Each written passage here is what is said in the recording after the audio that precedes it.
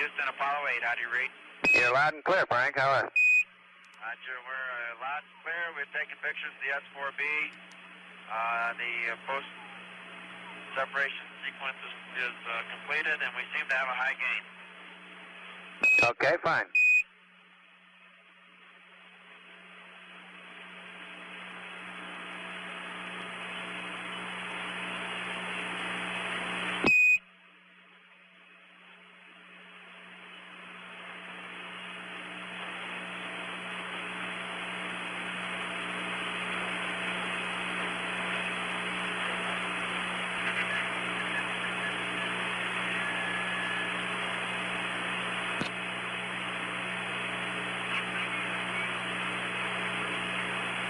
Apollo 8, Houston.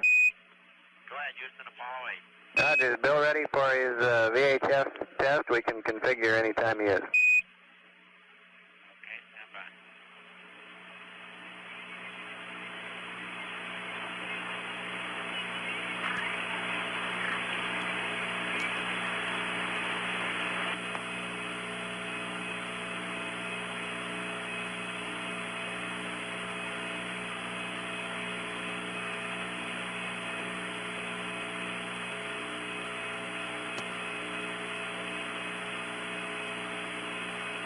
Apollo 8, Houston. Go ahead, Houston, Apollo 8. We'd like to ask whether you did a verb 66 enter to transfer the state vector from CSM to LEM slot. We didn't copy that down here. We did not. Okay. You want us to do that now? At your convenience. Roger.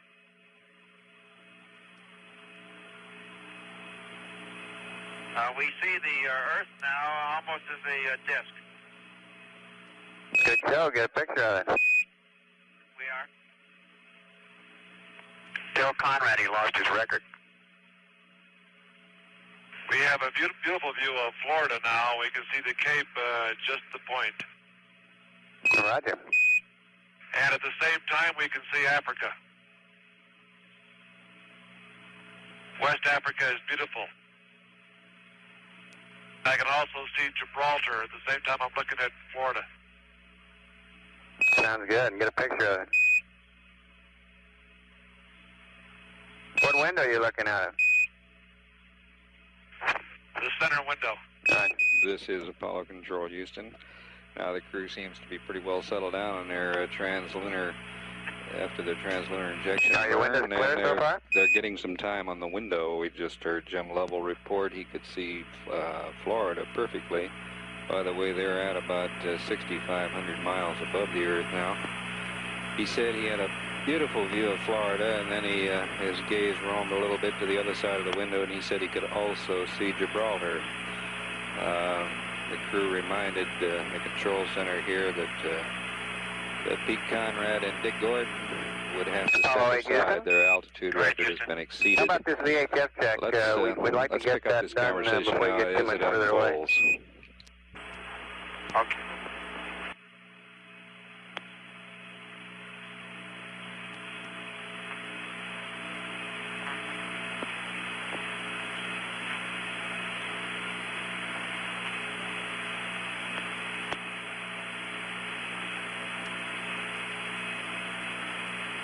Roger, we're listening on VHF Alpha Simplex. Apollo 8, Houston, say again. We're listening on VHF Alpha Simplex. Okay, good. Thank you. VHF Alpha Simplex, and we'll get configured for it. And in between times, give us clues to what it looks like from way up there. Roger. Well, Mike, I can see the entire Earth now out of the center window. I can see Florida, Cuba, Central America, the whole northern half of Central America, in fact, all the way down through Argentina and down through Chile. Hey, you picked a good day for it. Stand by. We're going through the separation maneuver checklist here. Roger, standing by.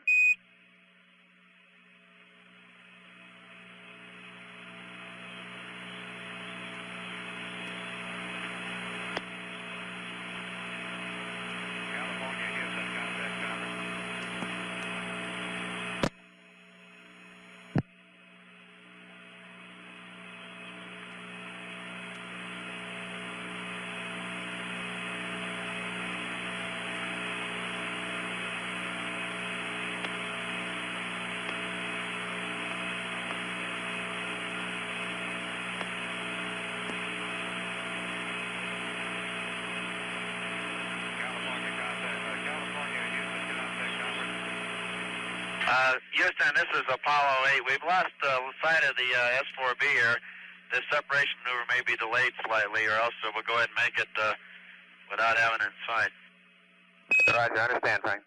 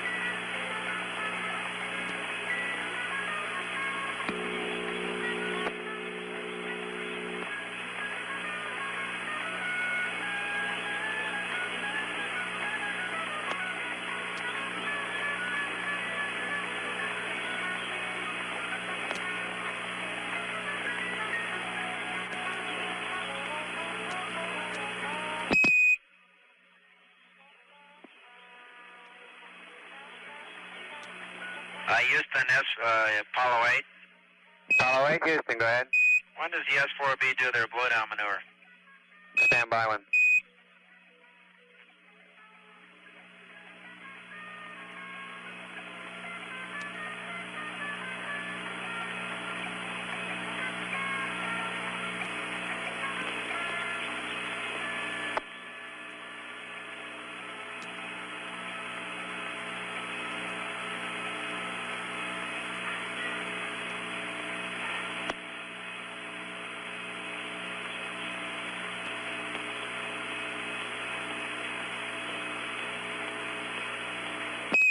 Apollo 8, Houston.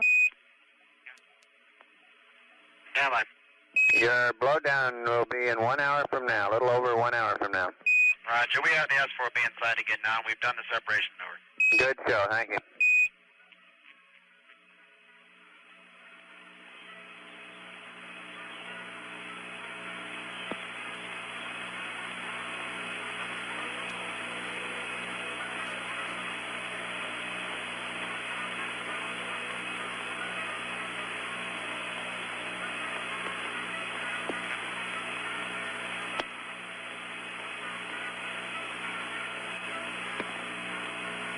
Apollo 8, Houston. Go ahead, Houston. We'd like to take control of the DSC for a while, Bill. Go ahead. Thank you.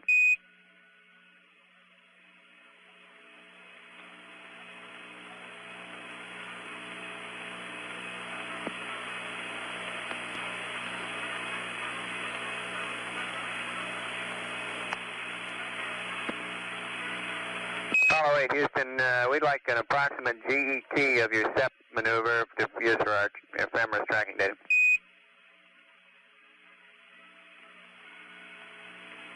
Roger, was 3 hours, 40 minutes, 0 seconds. 340 and 1.5 feet per second, Roger. Roger about that. Okay, We thank you. have the, Mike, we have the exact call out here for you in a burn status report. All right.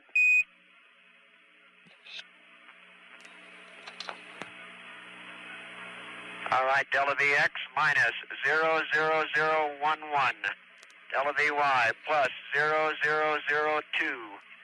Delta VZ minus 0002. Roll 0, pitch 180, yaw 0. Over. Roger, Apollo 8.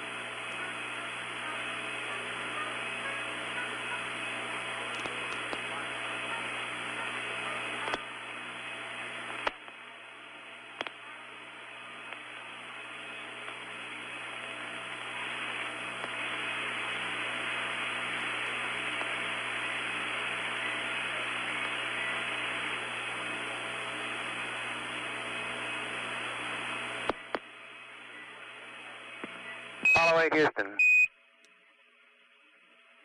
Go ahead, Houston, Apollo 8. Roger, at your convenience, would you please go poo and accept? We're going to update your W matrix, and also when you get a chance, we'd like to know about the slaw panels. Did they all depart, and do you have any comments about the slaw? They all departed, and it worked fine. Okay, thank you.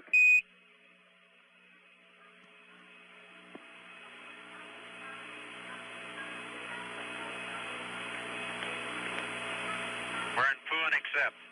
Thank you.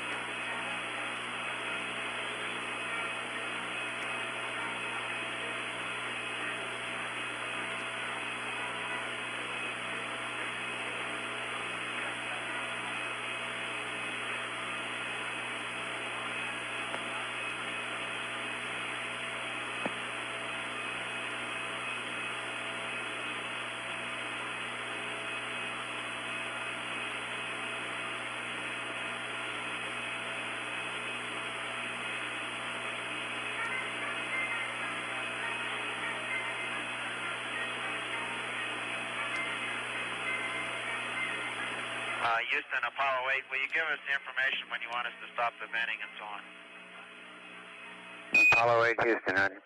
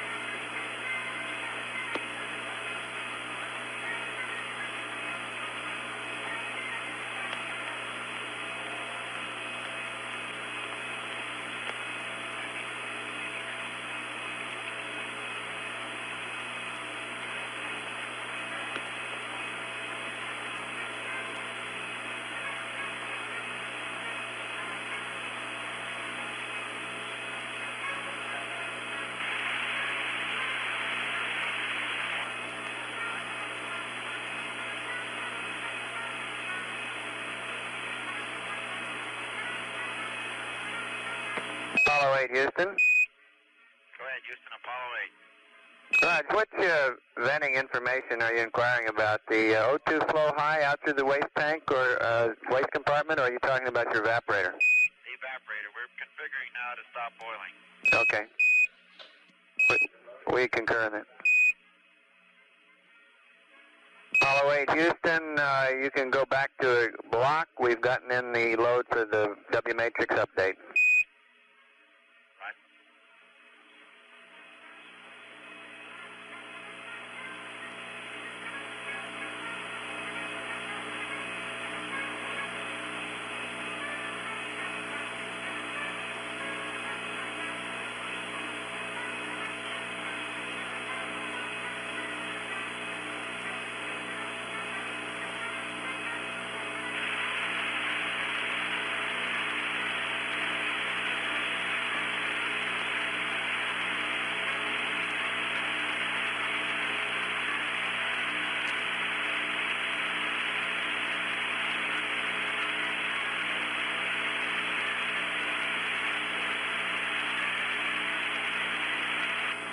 Houston, Apollo 8, the back pressure valve is closed, no water flow is off.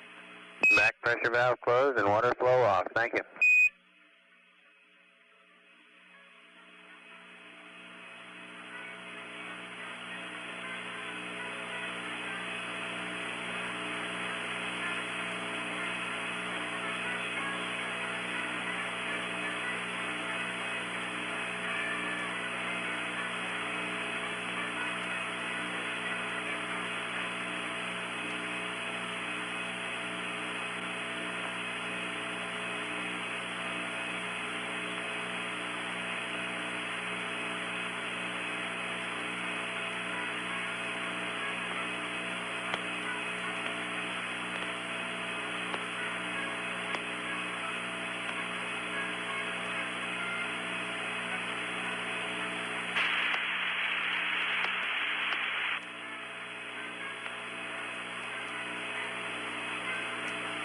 Houston, Apollo 8 here.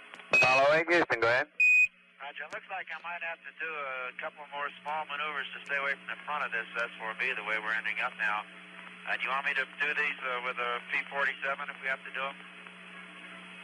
Stand by one, Frank.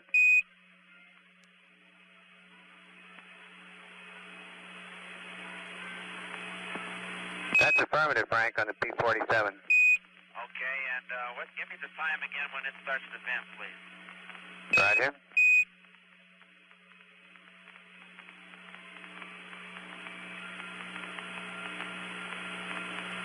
We're working on an exact DEP event, Frank. Right.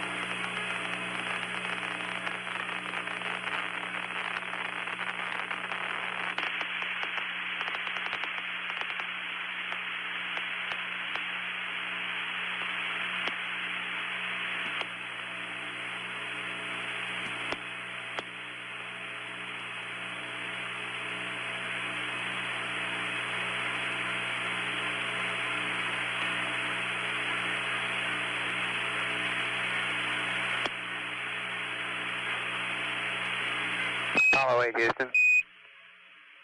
Go ahead. All right, I might give you some idea about your trajectory. It looks like mid-course correction number 1 projected out to TLI plus 6 hours would be only 7 feet per second. So, of course, any further maneuvers you do add to that, which is probably good. This is Apollo Control, Houston, at 3 hours, 55 minutes into the flight. I just want to stay from in front of this thing. That we have additional comm here, but at this point we're going to join a post-launch press conference at the Cape. Let's switch to the Cape. For Dr. Von Braun, it seems to be the day that you've lived for most of your adult life. It's hard to believe that it's really here.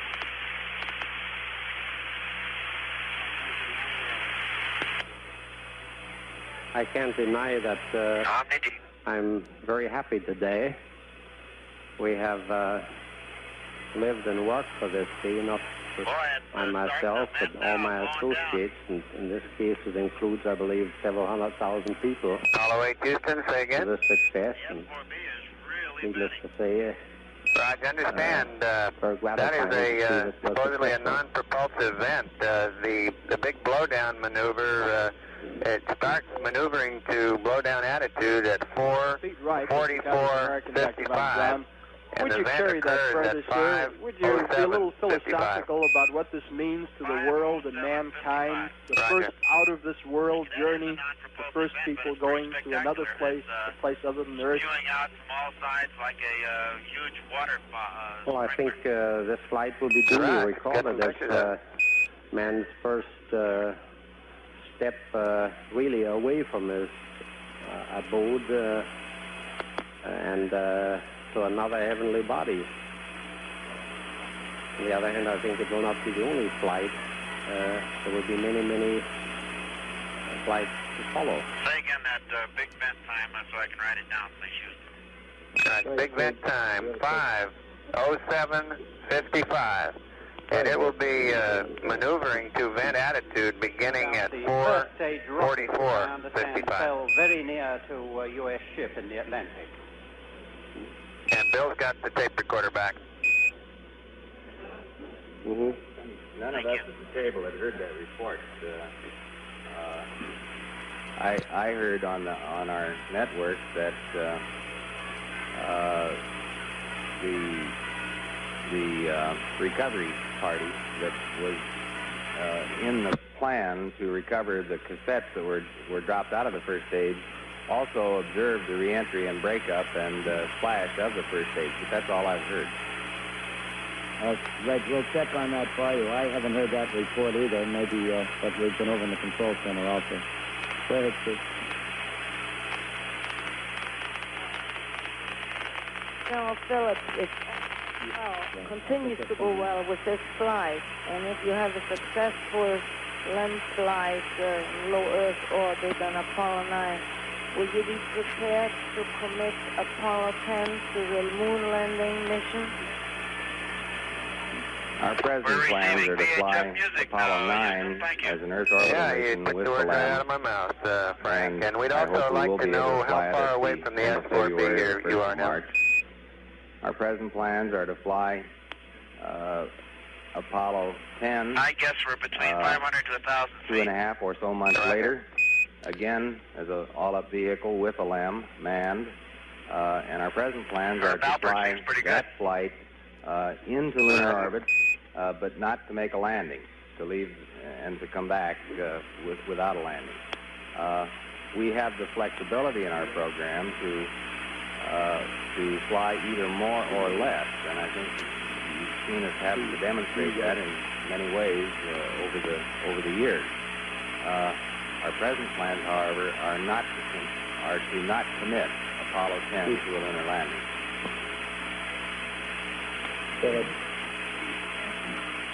I've heard it said that if you were to decide, General Phillips, to land Apollo 10, that you'd have to use the lunar module that is now scheduled for Apollo 11, make that change. Is that true? And if so, how far in advance of Apollo 10 planned launch date would you have to start doing that? Well, it is correct that that LEM 4, which is committed to Apollo 10, does not have, is not capable of making the landing according to our present payload and weight and performance scheme. LEM 5, which is committed to Apollo 11, is fully capable of meeting the payload requirements for a lunar landing.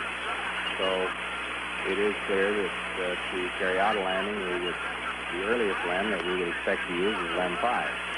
And if we were to make the bold move that some of you are suggesting, which is to land on Apollo 10 equivalent, then we'd need to be deciding rather immediately, because LEM 4 is well along in its checkout here at KSC. And it won't be very many days until LEM 4 will be committed to and installed on the launch vehicle. And beyond that, then, the only practical scheme of landing on Apollo 10 as a numbers would be to bypass that vehicle and roll out the one that includes LEM 5. Those are all possibilities, but I hasten to add that they are exceedingly optimistic possibilities, and I think most of us in the Apollo program believe that as our experience continues to mount, we will still feel that we want to fly the LEM twice as a manned vehicle before committing it to a landing. Now, circumstances can change, and we might want to exercise a more ambitious option, and that's why I'm trying to describe clearly what the possibilities are. Yeah, if we were to make such a decision, would we then expect to see signs of it within the next couple of weeks? I think I can assure you without any fear of anybody contradicting me that you will not see any such signs over the next... Go ahead whenever, just give us some idea of when you did it and how much. Roger. Good, man. Your questions as usual. Oh, wait, Houston, could you stand by one? We're working on something here. I gather from the flawless flight, everything went well, but I was wondering if there was any extra vibration noticed at all in the pogo effect in the first stage and the J2s in the second and third. We had communication from the crew during flight, which indicated that there was no pogo effect whatsoever during the first stage or second or third stage flight. There was an indication of a very slight transient longitudinal vibration at the second stage transition point from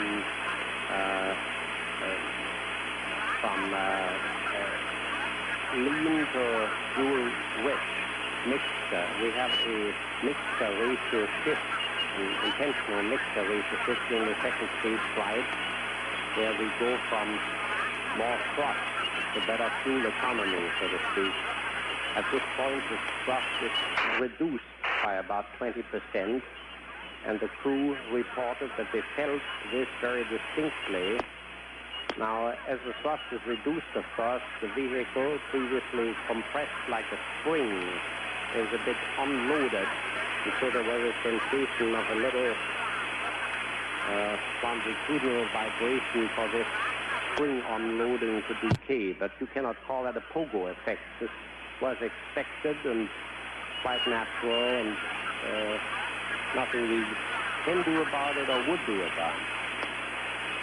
As a matter of fact, if I could add to that, it was reported, and I didn't personally hear any of the crew say it, but it was reported that the crew said that that was the smoothest first stage ride and the smoothest second stage ride and the smoothest third stage ride that they'd ever had. I think that's was attributed to Borman, but it was, I think it bears out that this is the first stage was sighted by helicopters about 25 miles away from the nearest ship. This is the latest information we have, the nearest ship. This is the latest information we have on that.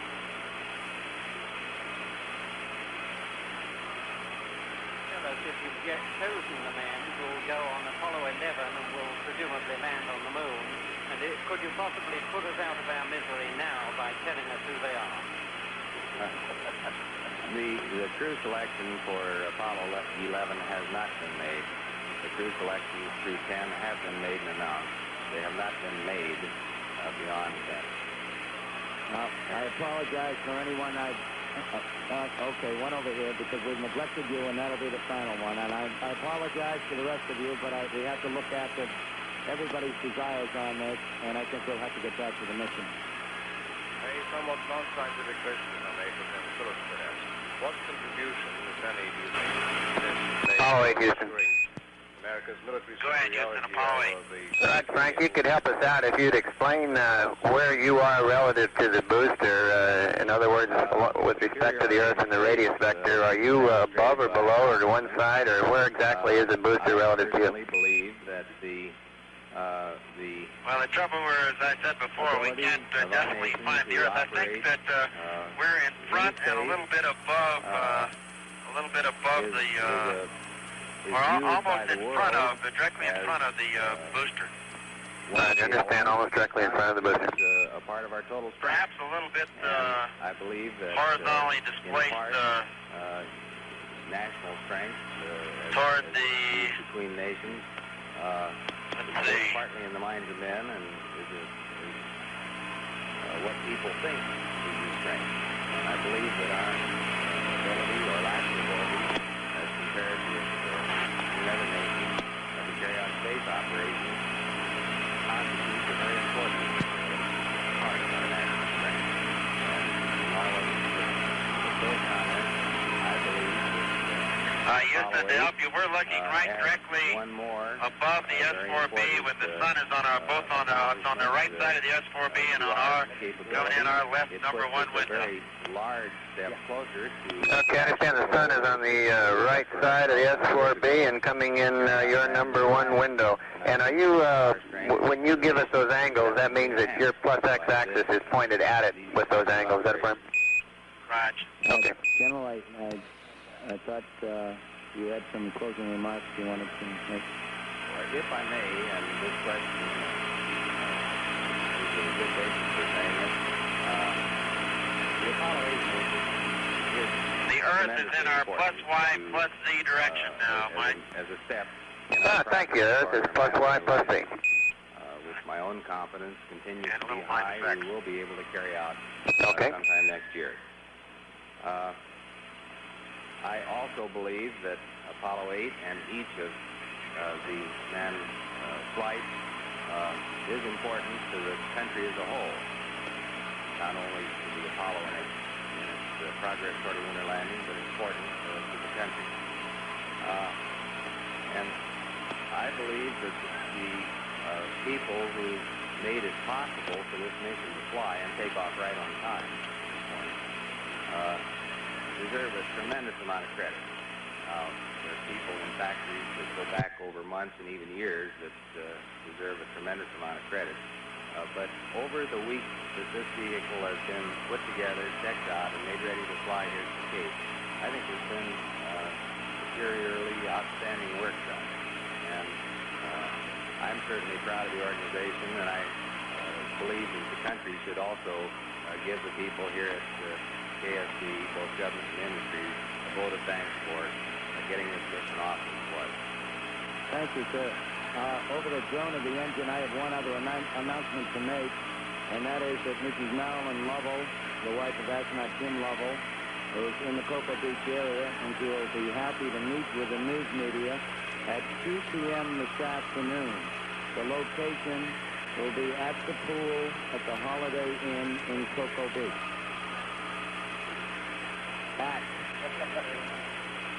Thank you very much.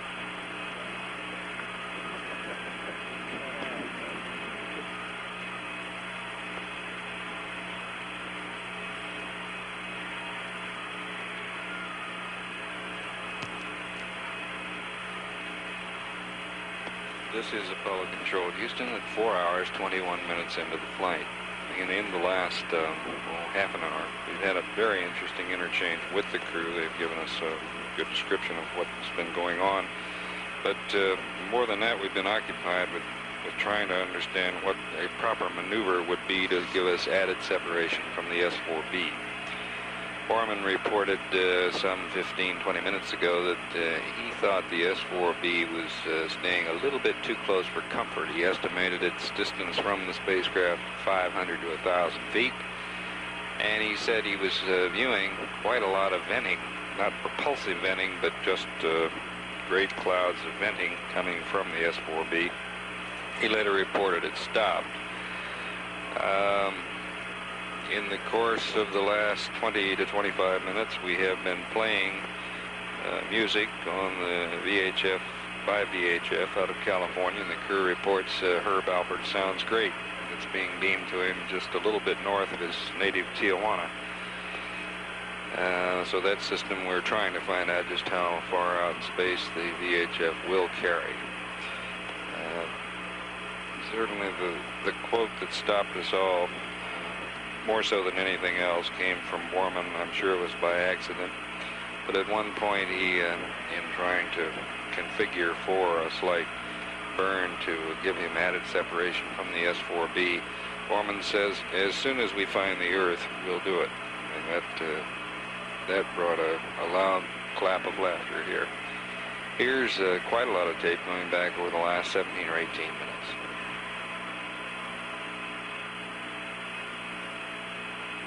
Houston, for information, I'm looking through the scanning telescope now, and I see millions of stars, most of them venting from the S-4B. Do you have any trouble telling which of the stars and which of the S-4B particles? Oh, yeah, well, definitely. We're in sunlight, and they look like they're all S-4B, but we don't know. I'm going to attempt the P-52 realigned at this time and see what I can do. I understand, Jim.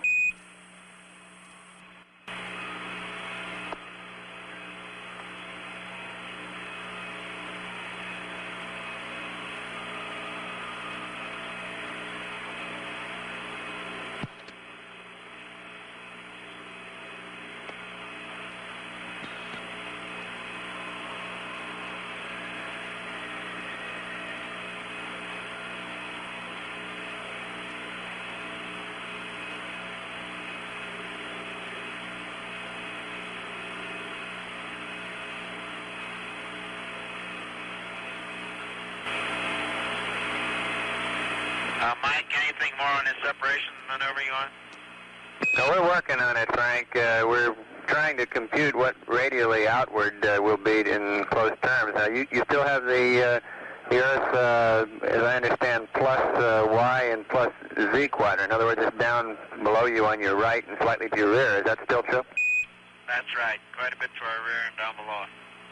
Off the right. Okay, well, we, of course, in that attitude, would want to burn some upward and some to the left, but we're trying to be more precise than that.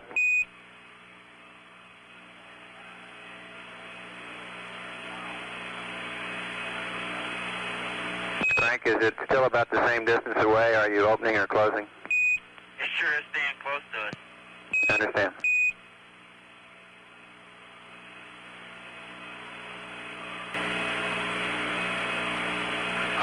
Mike, can you just tell us which way the S-4B pitches and how far it'll pitch to the slingshot maneuver attitude? Roger, stand by.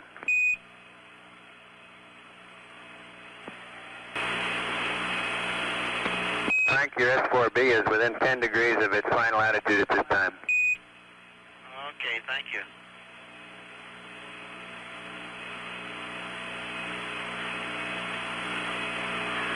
Houston, you ready to copy the IMU line information? Go ahead.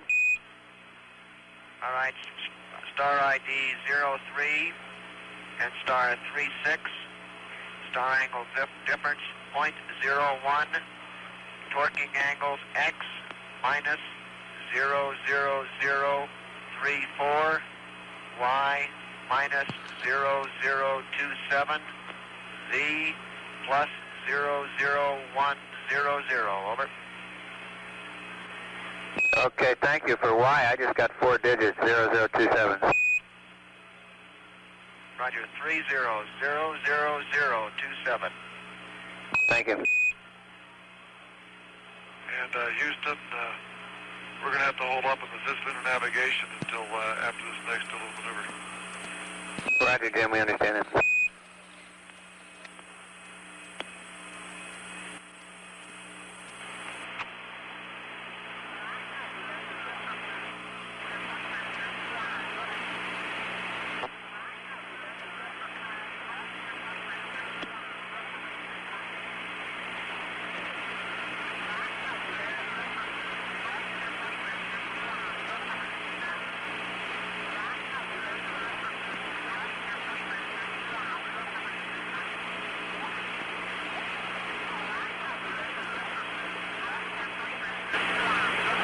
8, Houston. Go ahead, Mike. Could you give us an updated readout of your gimbal angles when your plus x-axis is pointed toward the booster, please? All right, stand by.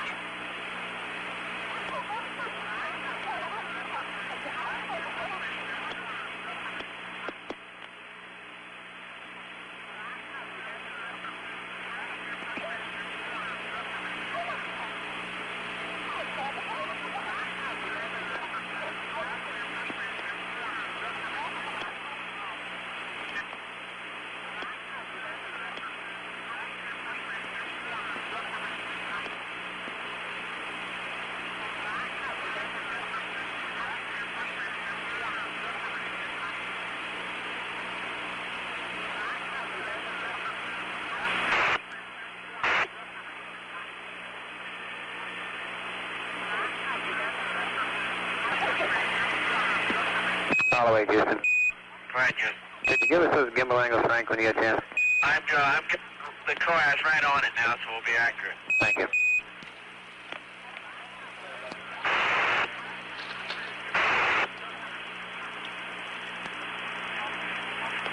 Okay, with the coax right on the S-4B, the roll reads 105. The pitch is 275, and the yaw is about 325. Roger, copy, roll 105, pitch 275, and yaw 325. Roger. That should be 115 for the roll. Thank you, 115 roll. Houston, Apollo 8, over. Apollo 8, Houston, go ahead. Roger, if it'll help you on your mic, the Earth is plus Y about 45 degrees in the minus X, and I can see it out my side window. And it's a beautiful view with numerous cloud vortex. Roger, Bill, thank you. I understand plus X 45 degrees between, in other words, halfway between plus Y and plus Z and slightly minus X? Negative, it's 45 degrees in the plus Y, in the XY plane towards minus X, over. I understand the XY plane toward X, 45 degrees. 45 degrees from plus Y to minus X. Roger, thank you. It's behind us in the right, if that'll help. Roger.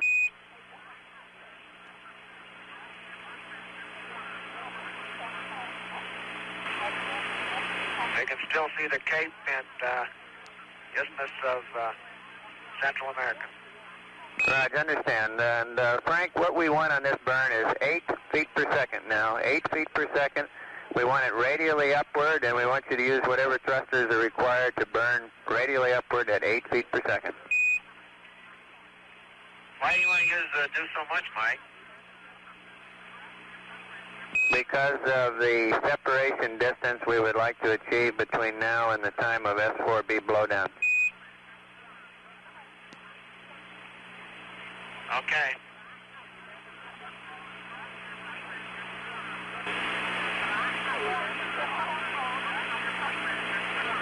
Mike, do you want me to go ahead and try to do this, or are you going to give me some gimbal angle?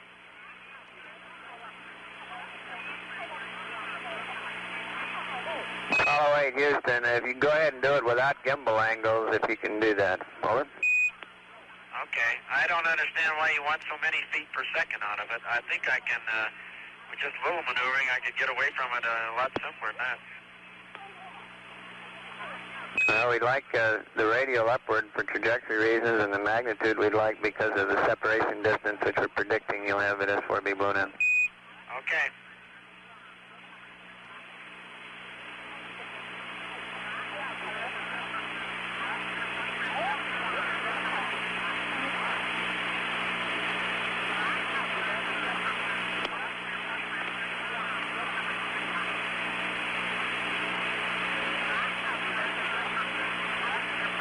VHF sounds good.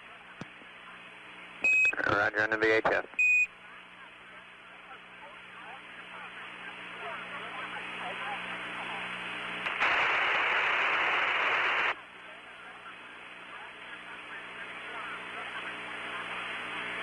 Omni B.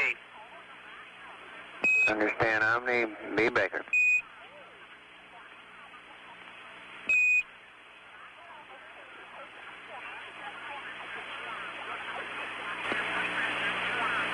Apollo 8, Houston. Go ahead, Houston, Apollo 8. Roger, about 12 minutes before your big blowdown, there's a small continuous vent which opens at a GET of 455.55, and you may notice that on the booster. It's a 12, 15-pound thrust. Okay. And Apollo 8, could you give us your burn information whenever you have it? We're maneuvering to the attitude now. Okay.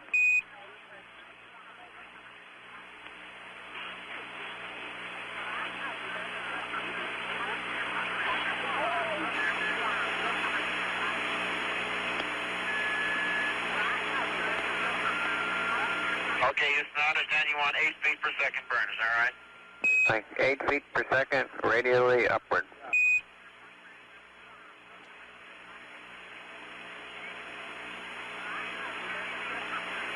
We're as close to being radially upward as we can determine. Roger.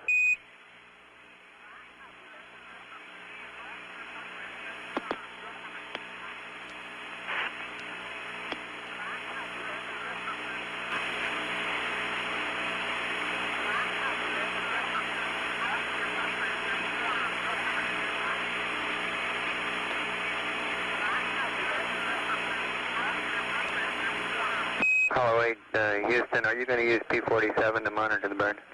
Yeah, Jarvis, Roger, we're putting it in now. Thank you.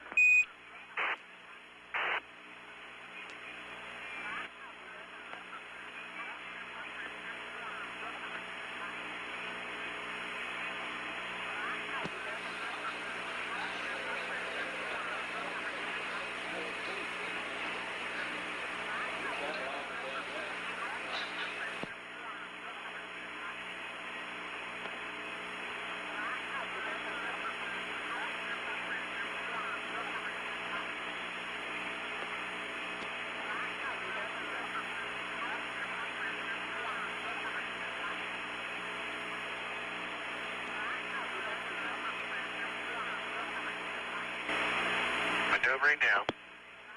Thank you.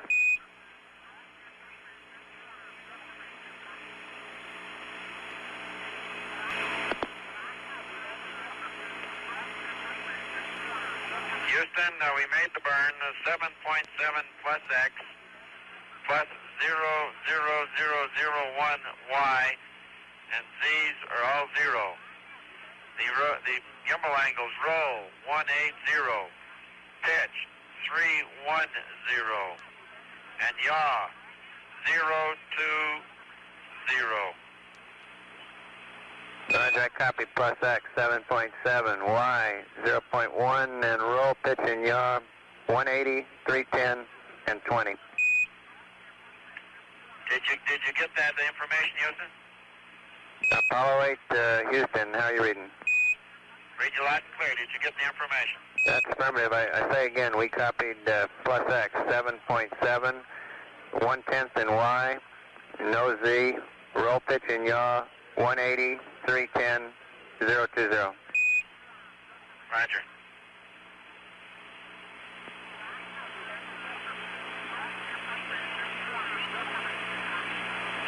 The burn was made initiated at 4:45.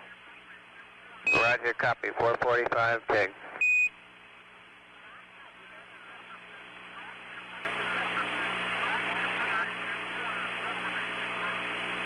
Okay, you want us to transfer that to the LAMP state vector, or just leave it alone, Houston? Affirmative, Frank. We'd like you to transfer from the CSM to the LAMP state vector. Roger. And this is Apollo Control. That brings us up to the live action at 4 hours, 49 minutes into the flight. You heard Jim Lovell say we'd have to postpone his navigation, a cislunar navigation task, which involved plotting several stars, which had been planned during this last half hour. And in its place went the separation maneuver, an 8-foot-per-second separation maneuver to ensure adequate separation from the S-4B.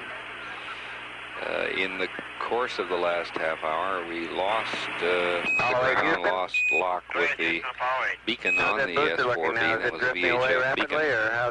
Our present altitude, their distance from Earth, is 17,200 miles, and they're still hearing VHF, which is being piped music, being piped via VHF out of the Goldstone, California station. About 1,000 feet in separation. Now we're asking them again about the booster. Let's listen. Plus or minus a couple of thousand. Understand.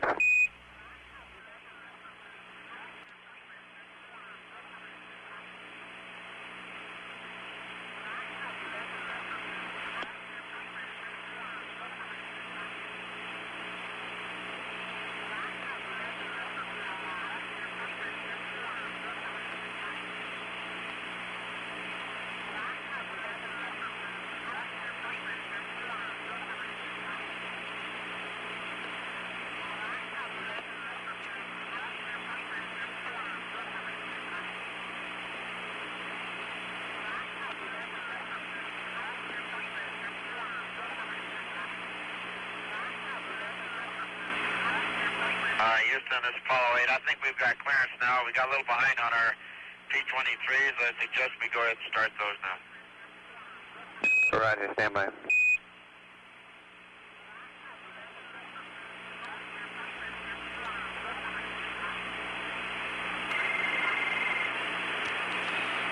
Control here.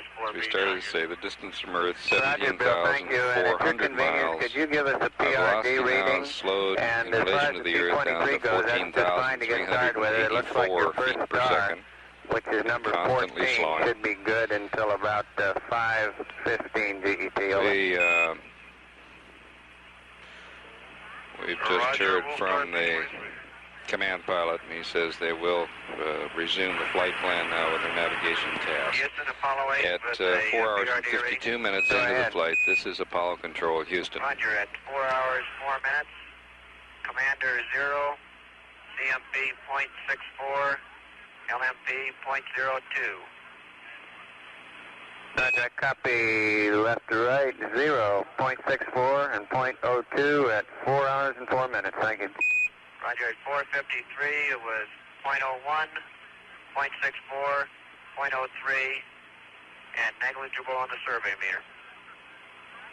Roger, thank you.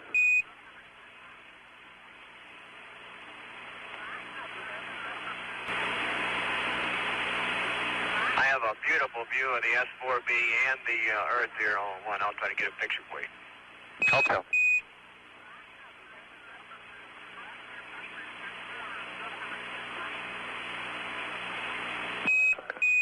Apollo 8, Houston, we've got you about a minute away from the continuous vent open and 14 minutes away from the big dump, and we'd like an estimate on your distance now, if you can give it. Stand by. This is about 3,000 feet, would estimate. Thank you.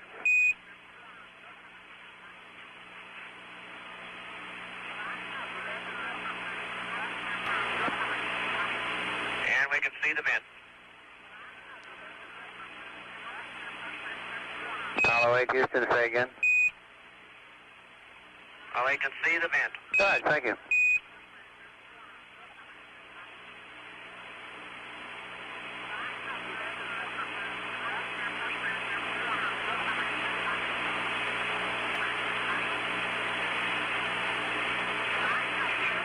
Houston, Apollo 8.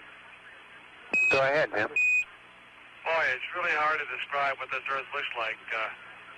I'm looking out my center window, which is a round window, and the window is bigger than the Earth is right now.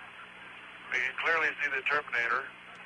I can see most of South America, all the way up through Central America, the Yucatan, and the peninsula of Florida. There's a big swirling motion just off the east coast. And then going over towards the east, I can still see West Africa, which is has a few clouds right now. We can see all the way down to Cape Horn in South America. Good grief, it must be quite a view. Yeah, tell the people in Tierra del Fuego to put on their raincoats. Look like a storm is out there. Raj, will do. You care to give them a 24-hour forecast? Probably as good as any other.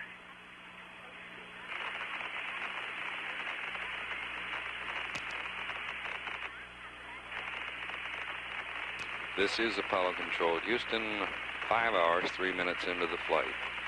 The spacecraft is nearly 19,000 miles from Earth, nearing the synchronous point, which it'll just dart on through, of course. Velocity continues to slow. It's now 13,860 feet per second. In the last 10 minutes, we got another beautiful view type statement from the crew. We heard from both Lovell and Frank Borman. And the view indeed must be extraordinary. They described the cloud cover over Africa, over all of South America, and the effects over much of North America. Frank Borman issued a special little weather warning. He suggested the people in the Tierra del Fuego area at the tip of South America better get their raincoats out. Here's the tape of that conversation.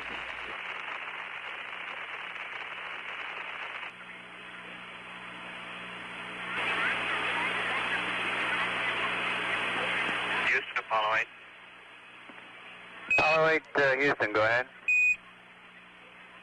All right, you might be interested to know the center window is pretty well fogged up, but the other four seem to be pretty good shape.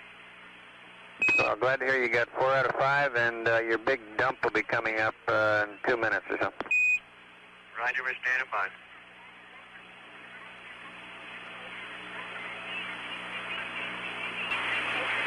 The S-4B has started dump.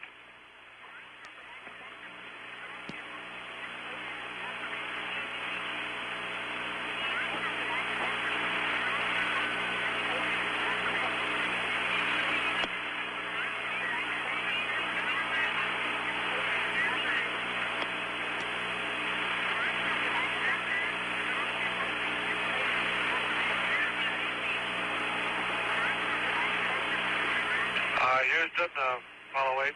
Go ahead, Apollo 8. Roger. Mike, did you say star 14 was good about 5:30 something? Yeah, stand by when I give you that time again.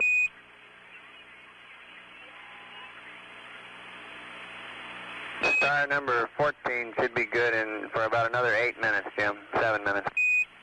Okay, now be advised, the optics calibration is very difficult to do because of all the other little stars floating around here. I'm going to, at your concurrence, bypass it and do it at the end of this.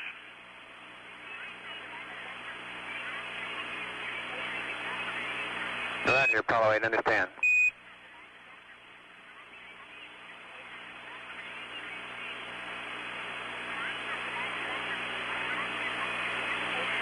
You should have a lock stump now, Apollo 8.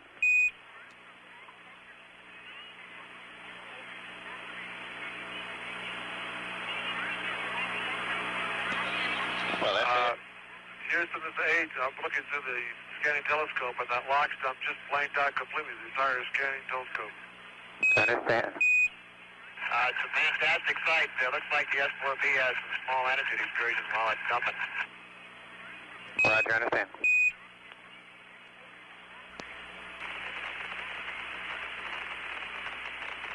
Apollo Control here. And we're 5 hours, 9 minutes into the flight, and we, as you heard the crew record, the S-4B is doing its propulsive vent. Now we should see a pretty dramatic separation between the two vehicles. The S-4B will remain on a path which will take it, essentially, if you consider the moon straight ahead of you, for analogy purposes, it'll take it, the S-4B, to the right of the moon, while the spacecraft will veer in to the left and slightly ahead of the moon.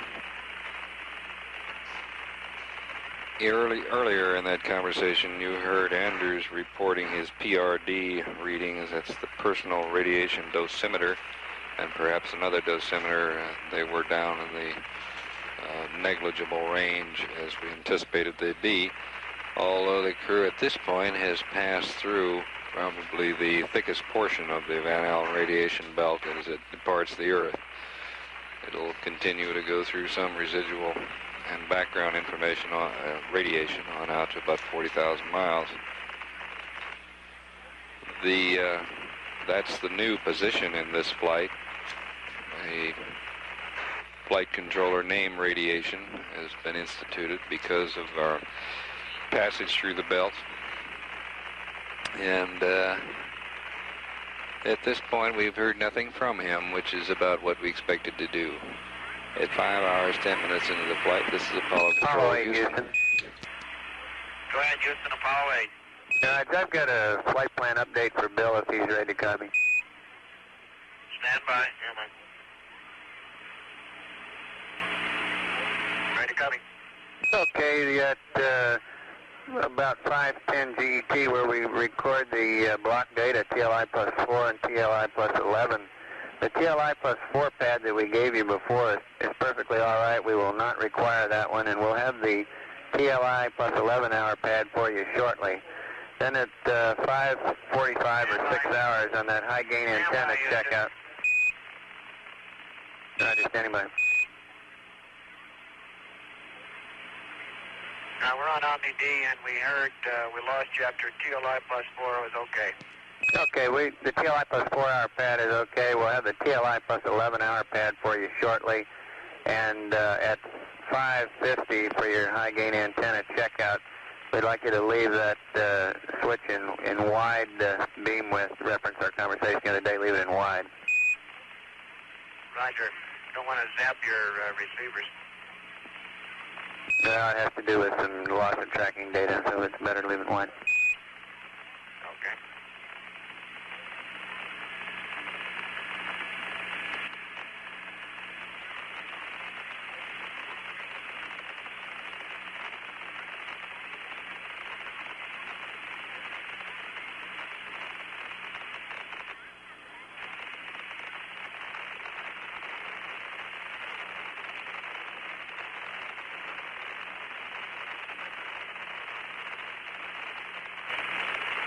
Houston, Apollo 8, are you recording what we're getting out of 23? Stand by one, Jim. I'll check.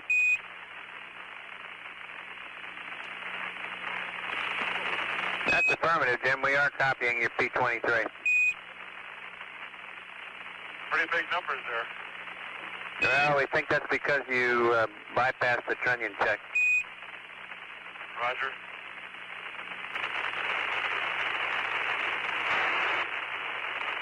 Houston, we're getting some really big numbers in Delta R and Delta B.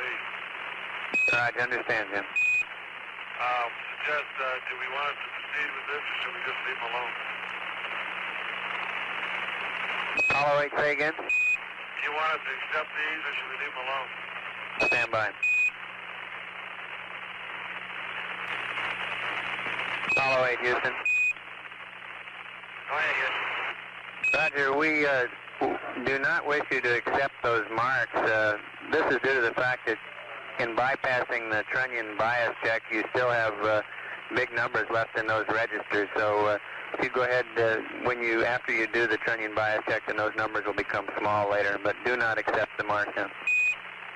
Understand, Houston. And we have a TLI plus 11 hour update for you when you're ready to copy. Stand by.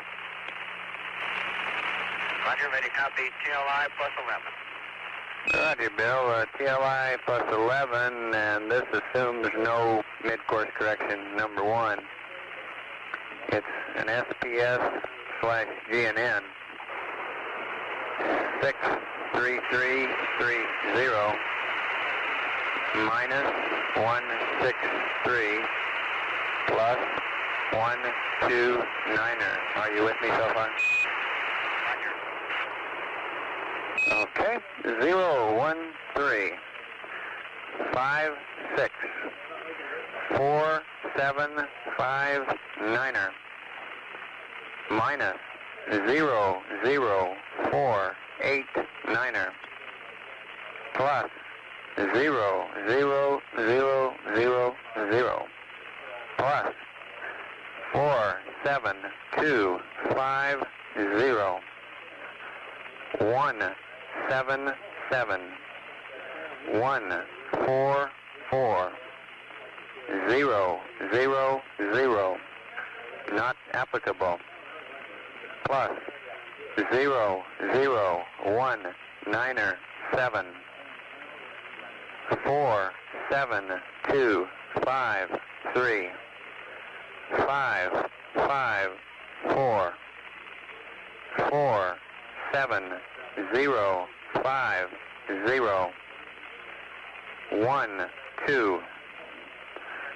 1278 256 023 up 265 left 18. Are you with me so far? Okay. Plus 11997 minus 16500 12681 35608 0504653 GDC align north, set stars, roll 068, pitch 097, yaw 356, ullage none, other 1, fast return P37, delta V equals 7900 for Indian Ocean. Number 2, high-speed procedure not required. Number 3, assumes no mid-course correction. Number 1. Over. All right, your TLI plus 11, SBS, GNN 63330 minus 163 plus 129er 01356 4759er minus 00489er plus 0000 plus 47250. You copy so far? Yeah, I'm with you so far. All the way, Houston, that's affirmative. I'm with you. Roll 177 14400 NA plus 00197 47253 554 47050 12127 826 correction 256 023 up 265 left 18. Copy so far. Yeah, I'm with you so far, Bill. Go ahead. Plus 1197 minus 16500 12681 35608 0506 correction 0504653 north set 068 097 356 0 ullage note 1 fast return B37 Delta V 7900 Indian Ocean 2 high speed procedure not required 3 pad assumes no MCC1 over. That's all correct, Bill.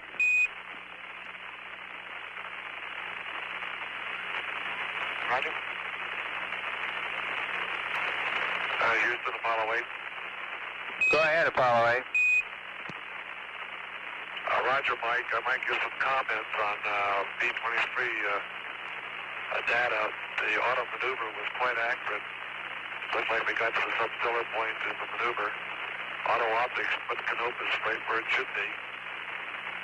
Minute impulse control worked as advertised.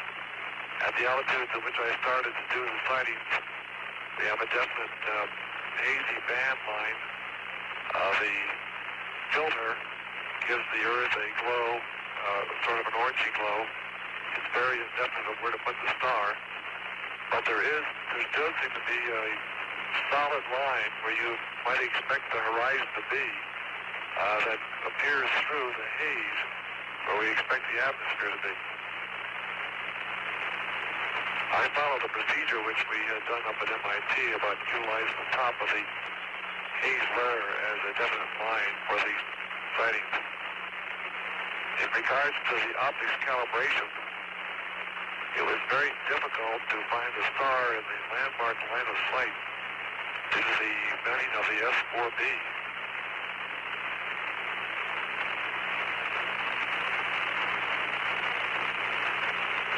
Roger, Apollo 8. We copied that, and we'd like you to do that trunnion check, that calibration, prior to your next set of sightings. Roger, will do. Canopus just disappeared from view, and maybe we get a little time here. I'll try and get a calibration the first thing. Roger, understand. And Houston, this is Apollo Control Houston, 5 hours, 33 minutes into the flight. We are now 22,500 miles from Earth, velocity 12,700 feet per second.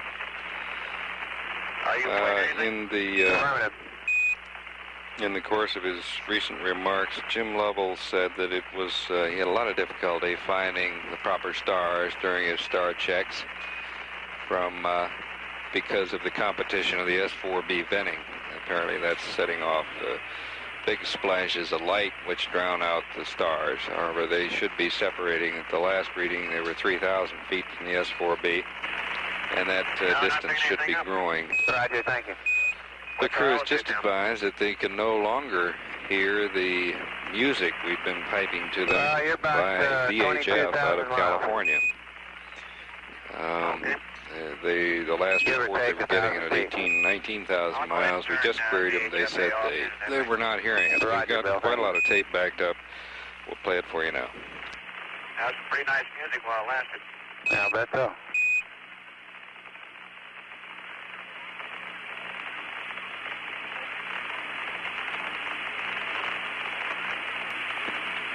Apollo 8, Houston. Go ahead, Houston. We're going to have to wait until we get the high gain antenna locked on again to dump the tape. Okay. And you about ready for us to go to the PTC attitude? Stand by one.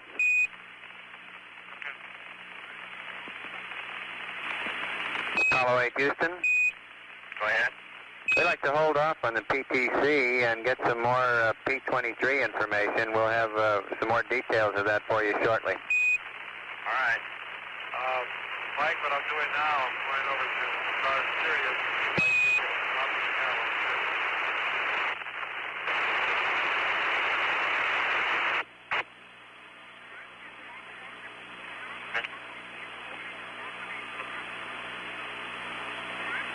Apollo 8, Houston, you faded out completely on that, Jim. I heard Frank, but it faded when you began talking. Say again. Roger, I've switched to Sirius, the second star, the first set, to see if I can get an optics calibration on it at least. Roger, that's fine. We'll have some more good words for you shortly. Apollo 8, Houston. Go ahead.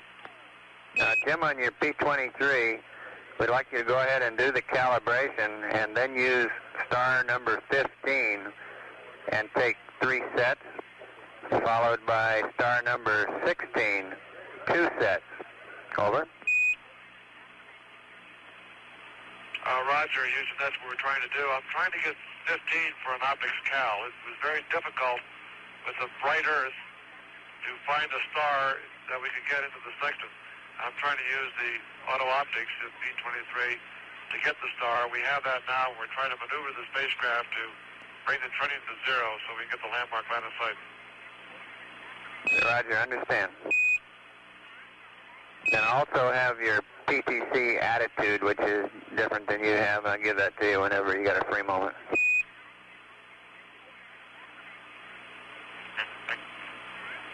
Ready, copy. All right, PTC attitude will be pitch 242, yaw 020. Over. Pitch 242, yaw 020. Copy. Very good, thank you.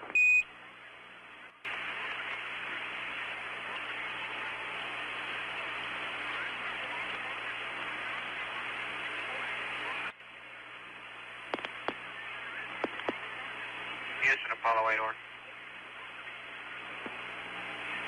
Apollo 8, Houston, go ahead. Roger, we'll hold up on a high gain check until we get out of P23. Roger, Bill, thank you.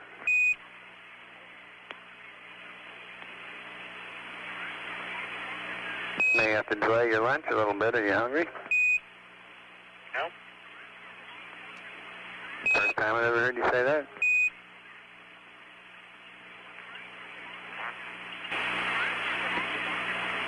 Apollo 8, Houston. Go ahead, Houston, Apollo 8. Roger, looks to us like your S-4B is behaving completely normally in regard to all the blowdowns and other sequential events that take place. It looks good. Roger, how far away is it from us now? Yeah, we were going to ask you. Okay. 50 miles. Roger, copy.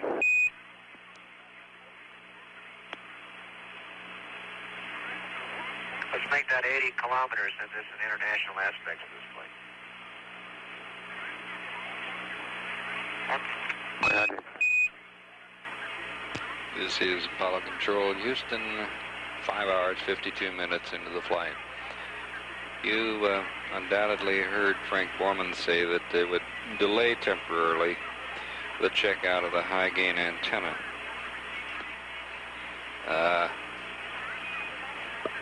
And that, we just got an estimate from the crew on the distance of the S-4B. Frank Borman estimates 50 miles, about 50 miles away, and then he corrected it and said, in view of the international aspects of this flight, let's make it 80 kilometers. Meanwhile, Lovell is checking his navigational programs and assuring that he can see that, making sure that his optics are operating properly. At 5 hours, and the high gain antenna, by the way, is of course of considerable interest to our many of our data transmissions, including the transmission of televised data. So it was programmed to be checked out at 5 hours and 40 minutes into the flight. It'll be delayed slightly, perhaps 15, 20 minutes. This is Apollo Control, Houston.